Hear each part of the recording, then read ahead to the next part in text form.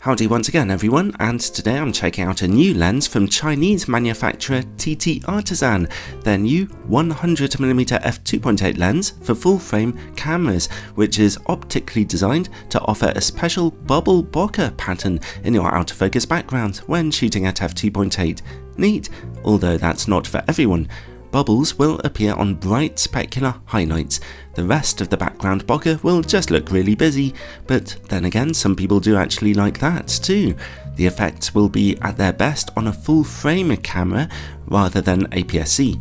Stop down to f4 and the bokeh becomes soft again, so you do have the choice with this lens, although f2.8 and f4 won't be giving you the most out of focus backgrounds possible on a 100mm optic.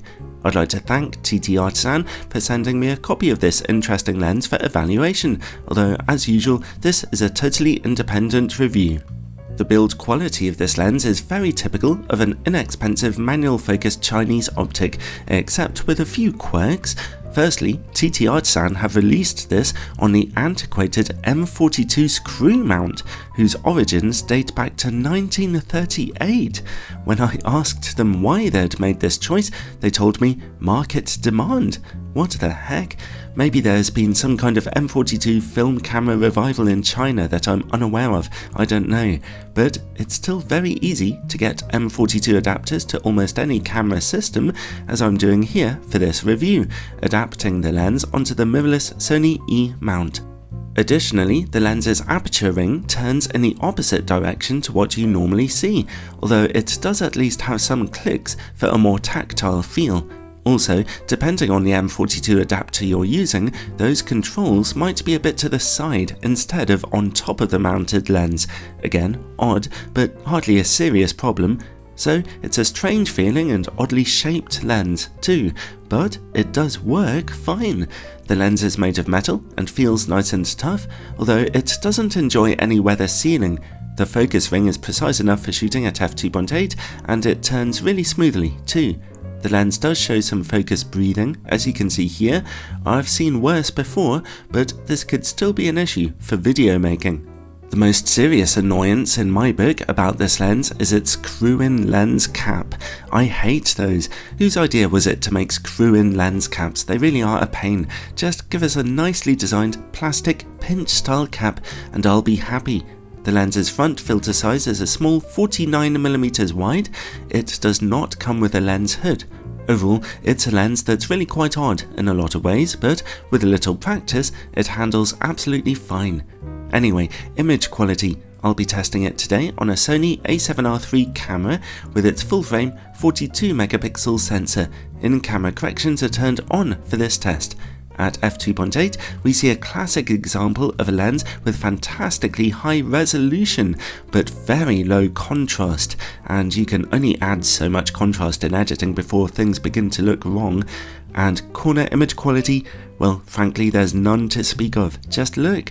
Stop down to f4 for more contrast, but not really any more sharpness in the corners. At f4 though, the middle of the image is looking absolutely fantastic now. At f5.6 there's just an iota of extra sharpness in the middle, probably indistinguishable on YouTube.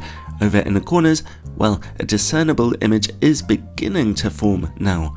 At f8 it comes together a little, and at f11 and f16 the image is now only a little bit soft. Phew, well, this lens is clearly not intended for pixel peeping image sharpness freaks, as you can tell, but in fairness, it's at least very sharp in the middle of your images. By the way, I did test the lens quite thoroughly. Its optics were not decentered, and it wasn't suffering from a curved plane of focus. Its image corners really are just that soft. Okay, let's move on and take a look at distortion and vignetting. There's some good news here. Even straight from f2.8, there's none of it to be seen like at all. Remember, no corrections are taking place here. Interesting. Okay, let's see about close-up image quality then. It's the same as at normal distances, sharp but with very ghostly contrast levels at f2.8. Stop down to f4 for contrast to make a sudden return. How does this lens work against bright light? Interestingly, when they're directly in the picture, everything's just fine.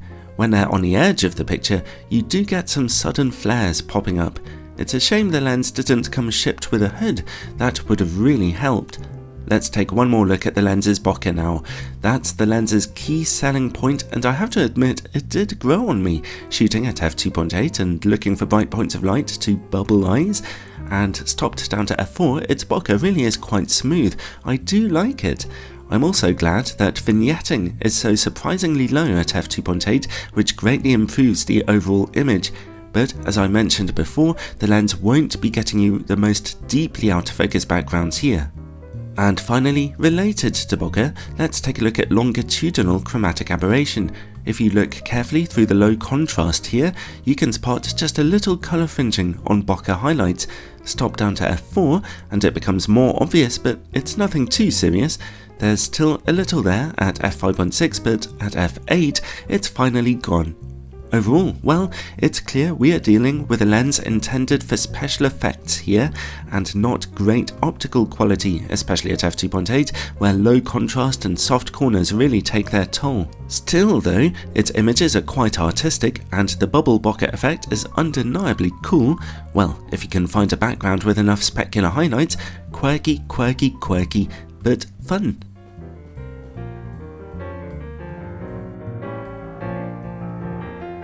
Hope you enjoyed that review. I sure enjoyed putting it together. Special thanks to all my supporters over on Patreon. I really appreciate your help in keeping this channel going, and Patreon supporters get all kinds of exclusive bonus content to enjoy. Also, check out the link in the description below, and ciao for now.